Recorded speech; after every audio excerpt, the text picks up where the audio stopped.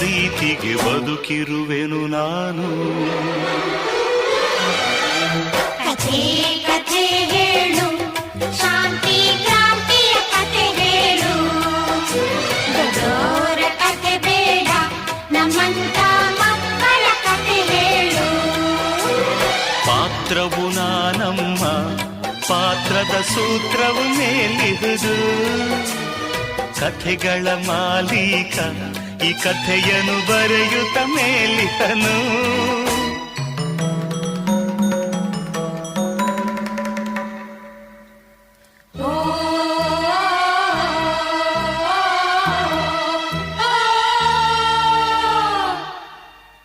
ತಂದೆ ತಾಯ ಮಡಿಲ ಮುದ್ದುಗಳಿರ ಕೇಳಿ ಕೇಳಿ ಕಥೆಯ ಕೇಳಿ